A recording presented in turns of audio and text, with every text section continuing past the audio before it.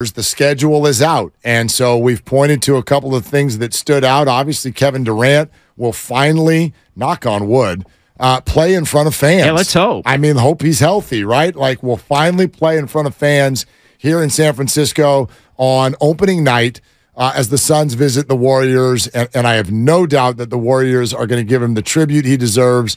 And I have every belief that the fans, even if you've got mixed feelings about it, for me, I'm just going to focus on, what Kevin Durant brought for a few years and the entertainment and all of those things. I got nothing against Kevin Durant if he was looking for something else in his career. I do think, it's funny. Some people are like, gosh, this Kevin Durant guy, at its core, if you're a Warrior fan and you didn't like his departure, it was because he was having a hard time getting along with Draymond, which I feel like Warrior fans, how hard that would be. Some of you can't do it, and you've never even met him. That's a good point. So there shouldn't be anything against Kevin Durant. I hope he gets a huge reception. He will. On opening night. Jordan Poole returns on December 22nd with the Washington Wizards. I hope that looks cool. But the basketball stuff that we get out of the schedule is that the Warriors, like you would expect, tons of national TV games. And driving the broadcasts and the money and all of that means that the Warriors have you got a lot of back-to-backs. 15. It's a lot. Which is, I think, tied for the most, if not the most. It's the most. Which, if you're looking at the Warriors objectively, the concern that fans would have is, well, they're old, and they got older. And so now you throw that at them, and, okay, that could bring up some concerns. You had an interesting comment about that, though. Yeah, and it's 7 of 8. It's 7 of 9 on the road. It's 7 of 8 after the first game against Phoenix, which is a home game. They've got, just real quickly, a 4-game trip in January, 5-game trip in February, another 4-gamer into February, March, and a 7-gamer at the end of March and into early April. They do play 10 of 11 right around Christmas through, I think it's December 19th to about January 10th. Great. They play 10 of 11 at home. Great. And the only road game is Christmas at Denver. That's kind of the exciting launch of the NBA season for a lot of people. Right. So great. So that's you're like, all these road games, when are the home games? Well, they play 10 of freaking 11 at home, basically the week before Christmas until the week and a half after New Year's. Well, what, by the way, just complete aside, what day of the week is Christmas again? Monday. Okay, so we do have NFL. And, we do have 49ers. That's right. But here's the thing. That game's at 11. The Warrior game's at 11:30 a.m. because they didn't want to. They didn't want to go up against. They didn't want to. So yes. They didn't want to go up against. It's actually. I think it's great. The Warrior Denver game is at 11:30 Pacific. The 49er game's at 5:15. 49er game is Monday Night Football on Christmas. Right. I think that's perfect. I've decided that that's going to be the greatest day of my life. Is that perfect or not? It's completely perfect. The only way it's not perfect is if your kids aren't 5 yet, because 11 o'clock is build the toys time. Okay. Right? It's true. Yeah. Like, my kids are old enough that I don't think we're going to be building anything this year. You're done opening your gifts by 11 a.m. Eat some sort of an egg quiche and then turn on the dubs. And you've got a little break in between. And then, and that's your early Christmas dinner. Get so fat and happy. 2:30. Couple of cocktails. To 3:30. And then you are lubed up, full, and satisfied with the belt unbuckled by the kickoff of the Niner game. Yeah, you got other games you can have on in between. I think there's a football game on in between. There's basketball games on in between. And if you can do all that without falling asleep, you're elite. You're elite. If you could drink 2 Manhattans, have 8 pieces of cornbread, right? I don't know why I threw cornbread in there on Christmas, but it's there. Ham, I'm sure there is some. There's green beans, right? The kids kids have gone nuts, and they're getting their 8th wind. If you can do all that and watch both games and not take a nap, I want to hear from you on December 26th. I can't wait. That sounds like an amazing day. It worked out beautifully. And again, not to get lost in the week, but the first thing, everybody's like, JD, the schedule, it's a great day. Yes, it is. I go all Rain Man, right? But one of the first things I look at, I do all right, I got to tweet this out, and what do I know? I do the kind of reporter stuff first, but really the first thing that I look at every single year is the 49er Warrior conflicts. And so to see like every they're smart. The NBA is not stupid. Well, and they're not stupid. Well, they've been pretty stupid the last few years. I guess, but I think I was telling Lucas there were 7 or 8 like the last 3 years of like 6, 7 Sundays where it's like the Warriors are playing and the Niners are playing. And one's at 4, and one's at 5, and one's at 12, and one's at 1. A random Sunday, sometimes there's not much you can do. I hate that. But on Christmas, it's Christmas. There's like 3 of them this year. It's like it's the most perfect. It's the most 49er Warrior friendly schedule I can remember. I think most sports leagues have figured out, and you watch Major League Baseball, for instance, when they get to October and the way they schedule their playoffs with total and complete fear of the NFL. It's awesome. And rightfully so. Do not battle the NFL. Just don't do it. It's like that 300-pound dude walking into a bar. Don't go talk smack. Okay? You're going to get smacked upside the head. Don't do it. Don't tug on Superman's cape. Some Warrior Nuggets game, even on Christmas, which is a great game. I can't wait to see it. But they wanted it early. But you're going to go up against the Niners? And their number 1 game is Boston and the Lakers. They brought out Boston and the Lakers, but it's at 2. Yep. Because they didn't want to do that. It's at 2 Pacific. Yep. So they've got other games. I can't remember who's even playing, Dallas and Phoenix or something. They have games, I think, at 5 and 7:30. Niners and Ravens. But Niners and Ravens a big freaking deal. Put up a huge old number. That's going to put up a bananas number. By the way, you know what? Oh, my gosh. So I mentioned Christmas night. That's really spicy. So Boston and the Lakers, right, is the NBA game, like the middle of the day, 2 o'clock. Yeah. You know what the NFL game is? It's going to go up against the end of the Warrior game, but they got the Warrior game on first. It's Philadelphia and the Giants. Oh gosh, the old NFC battle. You've got Philadelphia and you've got the Giants and the Eagles. The Chiefs play up against the Warriors though. Chiefs and Raiders play up against the Warriors. Yeah. Okay. That's cute. It's not cute. It's massive. It's the Chiefs. That's massive fantasy football. No doubt. Families are going to be together. You're going to need multiple screens. Oh, yeah. Yeah. Which is a given. A lot of cities won't. They'll just be like, I don't need to watch the Warriors and the Nuggets in December. But, yeah, and again, but you've got like Philadelphia, New York, and Boston, L.A., like at the same time going up against each other. Okay, San Francisco, Garoppolo or Steph, who you want to watch? Yeah, okay. Some of the ladies will be like, put the Raider game on. Come on. What? No, put the Raider game on. You see me disagreeing with you? The Chiefs have the ball? All right, let's go check in on the Warriors. I'm not disagreeing with you. I'm going to be at my sister's house, and she's one of these people. She's one of these people. I'm forcing her to be in a family fantasy league this year. She does not want. She's like, I don't know how to do that. I'm like, I don't care. You just be in it. We're just going to have a good time. You know what she said? I'll do it. But you guys have to reserve Garoppolo for me. Well, okay. I told her, I go, you don't have to worry. Done. Nobody else is going to see. We'll do it. Right? Don't tell her. Nobody tell my sister. I'll just be like, okay, fine, but you owe me one. You owe me one. I'll do something different and take Jalen Hurts or Josh Allen. You get Garoppolo, but you're cooking on Christmas, not me. I'm going to play this thing. Anyway, back to I want to hear your Warrior. I know. Yeah. I got off on it. This is what happens when you bring up the schedule. It's like it's great. You're going to not let me come back tomorrow. It's like Gabe Kapler and his details. So it's JD and his schedule. And I'm only getting started because I barely got a chance to glance at it. Oh, gosh. But no, the thing that I heard in the first 90 minutes, schedule drops at noon.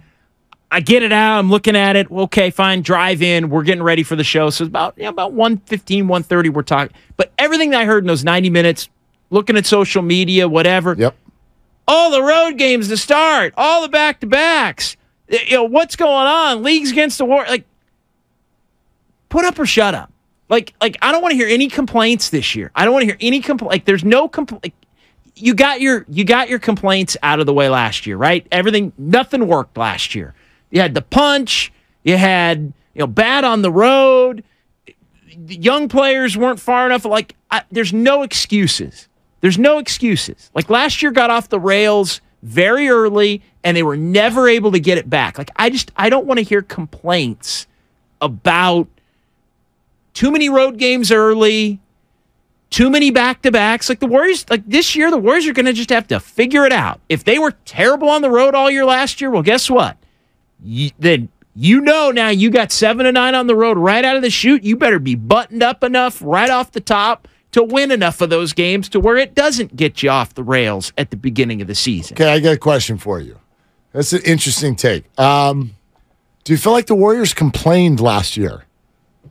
I think there was, do you know what I mean? You know why I'm asking I know you that? What you're saying. You're like, I don't want to hear XYZ. I think Warrior fans complain. Okay. I think Warrior fans complain about everything. Like, I think Warrior fans do, for as well as things have gone. There is a little of this, everything's gone against us. Well, that's fan-based. Fans always complain, right? Steph never gets a call. But what I'm saying is there's no, like, for the Warriors this year, there's no excuses. There's no I don't like you come out be ready at the start. They weren't ready at the start. Klay wasn't ready at the start.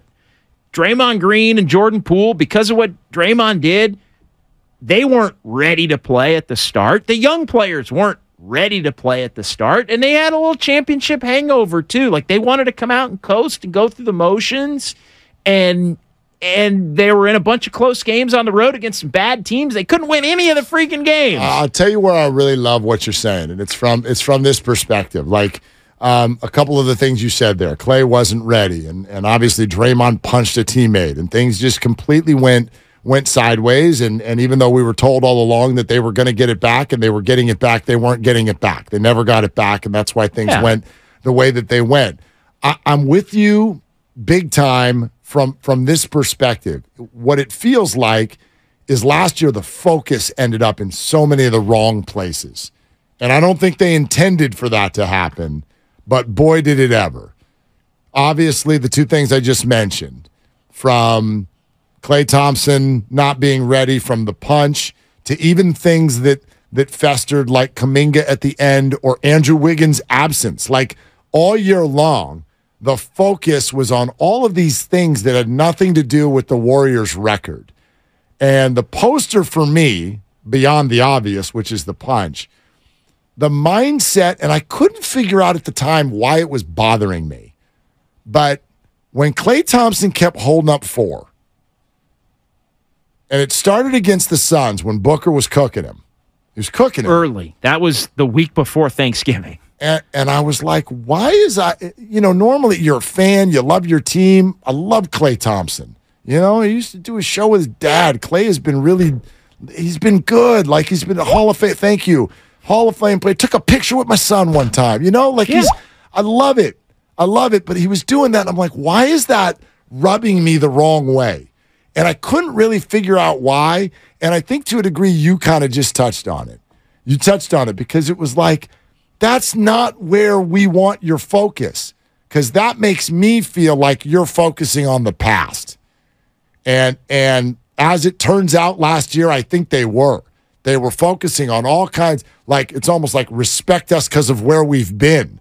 Isn't that why Draymond may have punched Jordan Poole? And also selfish agendas, right? I think, moving forward. Respect us for where we've been instead of this is where we are. Like, be here now. And if you're going to go into this season, as I think Klay just said recently, we need one more. And I love that he didn't say, like, oh, we're still going to be great for 5 more years. Maybe we can win 3 more. Get out of here. Let's be real. Just trying to win one more. We need one more. Well, I love that as a phrase. We need one more. Well, it's only going to get harder each year. So make it this year and focus on that. And when things are rough on a Tuesday night in January, I don't want to see 4 fingers go up because of what happened years ago. Like that's in the past. So for me, what you're saying, I think that's the really, really valid part is the word focus. The word focus. Yeah. And that is related to what you're saying, which is kind of like no excuse. It's just, it's focus. It's no excuses. It's not, oh, they were terrible on the road and they got to play 7 of the first 9 on the road. It's like, okay, good. Go. You didn't win a road game till November 17th, I think it was, somewhere in there last year. Like, you got it's going to have to back-to-backs. 15 back-to-backs. Well, guess what? You're going to have to come up with a plan. You're going to have to come up with a plan of, these are the games Chris Paul is going to take off, and these are the games that Clay's going to take off, and here's who's going to play when those guys aren't going to play. And it's going to have to gel. And you might have to trust the young guys a little bit more in the regular season. Sure. Coach Kerr. Like, sure. I've defended Steve Kerr on the playoff stuff, especially with Kuminga. He showed himself but could he have played a little more here or there in the regular season? Hey, quick aside on that. Load management night often means like the whole damn group takes the night off. Would you be in favor of them like slanting that a little bit more? They need to. Well, I think they're going to have to. You two take the night off, Steph and Clay, but Chris, Andrew, and you're in. And yes. Then 3 nights later, okay, Draymond and Chris. Or it probably would be Draymond and Steph. Whatever. Maybe, yeah. I was kind of trying to create like loudmouth night off. But anyway, however you want, but 2 of them. You 2 take this one off. You 2 over here, you get the next one off instead of doing all 5 of them at once. Yeah, and look, injuries are going to happen, so you can't get too far down the road of how you plan it out. But I do think there almost needs to be more of a baseball-like approach to it, where a baseball team will say, night off for you're going to get you're not going to play Tuesday. You are going to play this night. I think the Warriors, for whatever reason, I think we kind of know the reason. Not saying it's a bad thing, but they don't like resting Steph at home. Well, of course not. Well, you know what? Like that shouldn't matter either. Like it's the right nights. Like, don't play Steph an extra home game if it means you're going to have to punt a road game. Right. Where like you might be able to win a home game without Steph. You might, especially now. Especially now. I mean, they won a bunch of home games without him last year. Well, you have Chris Paul, Jordan Poole, right? But was you have a big Chris part of that. Paul. Like, you have somebody else who, I mean, you could run a starting lineup of Chris Paul, Klay Thompson, Andrew Wiggins, Draymond Green, and Kevon Looney. Yeah, a very viable starting lineup. No, and I think they're gonna have to figure that out as far as I think Klay and Chris Paul are the 2. I know Klay was playing back-to-backs by the end of the year, but he's probably not going to play every back. Not all of them. No, not all. What did you say there are? 15? There's 15 of them. And some of them are home. Yeah. I mean, it's not like, I was kind of going through it. There aren't. I mean, there are a lot of them, the most in the league, but it's like you figure it out, you map it out. There's breaks in the schedule. It's interesting what you were saying about like, kind of like, I don't want to hear this and no excuses. But what's interesting, like sometimes, and this is maybe more, as you said, the fan base than it is the actual team, but the idea of the things that are set up against the Warriors. Well, we've got more back-to-backs because we're on national TV more. Well, yeah. And, we get everybody's best shot and all that. Like, sometimes that focus, and this is just fandom, but that focus on why things are harder for the Warriors than they are for other teams. I wonder if everybody realizes how much is baked in their favor. Like, this is near and dear to me because I've raised children in California. I don't ever let them, but we don't have, and my friend's got 3 stories and 8 bedrooms, and I want to hear it. I don't want to hear it. We could go anywhere in the world, and you could see how freaking lucky you are. So have some gratitude. And I think, look, you're the Warriors. You're the Warriors. Don't you see the baked-in advantages? Don't you think that from the league, from the referees, even if you think, Steph never gets calls. Well, he probably gets more calls than the Pistons point guard, because I don't even know who that is. I don't know who plays for the Magic. I know Ben Carroll. You know what I'm saying? Like, you're the Warriors, and life is actually set up pretty advantageously for you. So I think sometimes that focus needs to be shifted a little bit about, woe is us, and we make it hard because of our success. There's a lot of advantages that come from your success. Come out, be ready, get off to a good start, have a plan, and just go get it. Like, it's not it. You're going to have to navigate it. Like, there's going to have to be a more organized fashion to, I think, the way they try to attack this. Than I think there's too many times where it's felt like, and part of this is because they've been so good and they have won titles. There's been just too many regular season games that have felt like they haven't mattered. And I think they need to. Sure. I think they need to make. They need to say to themselves, the regular season does matter more than we've allowed it. More than we've allowed it to matter in the past. No doubt. You have to win 70, but you know what? If you really think you're a title contender, you can win 50. Like, win 50. Yeah, I think that's fair. Like, yeah, you won 44, wins. And you told us how many games you should have won. Don't chase wins, but last year sometimes it felt like you were chasing losses. I mean, the last two champions, the last two NBA champions were 53-29. The Denver Nuggets were 53-29, and the Warriors 2 years ago were 53-29. I mean, it's not that. It's not. These guys weren't winning 65, and that gets you into that top 3 seed or better. Exactly. I mean, the 3 seed was 4 games away. The Kings were the 3 seed. 4 games away. They were 48 wins. Yeah. 48 wins used to be an 8 seed, 7 seed. Like, it's right there. I don't, and again, I don't think, in fairness, I think you brought up a good point. The Warriors, I don't think, have complained about that stuff, but I do think they've devalued the regular season because they've been through it all and won titles and seen all the games. Like Draymond says, it's hard to get up. I'd rather not hear that this year. Like, I don't want to hear it. Like, not. It's not up. It's hard to get up because, I got to play that game in Detroit the night after we played the game in Cleveland. Well, no, guess what? The game in Detroit's a game you got to win. Mm-hmm. They didn't win that game last year. I know. And you know when they didn't win it last year? They didn't win it last year the night after they didn't win in Charlotte the night before. Like that, I love the comment that just came through on YouTube. JD will remember the entire schedule by tomorrow. Is that true? Can I test you tomorrow?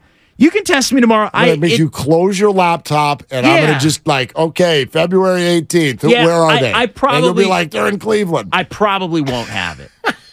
But I love that you had to say probably. I probably won't have it. But you might. Because it's more That's like insane. The memory is more based on what's already happened. Like, I can see it and remember it. When they lost that game to Detroit last year, what night of the week was it? It was a Sunday. Man, I knew you'd see it. It was going on simultaneously. I'm going to tell you right now. It was Sunday, October 30th. Oh, gosh. It was going on simultaneously with the 49ers and the Rams in L.A. when Christian McCaffrey was thrown for a touchdown. And caught. Yeah. That was better than the Detroit game. It was actually one of the games I didn't do pre and post game for because I was covering the Niner game. Oh, because of the Niners. Okay. I love it.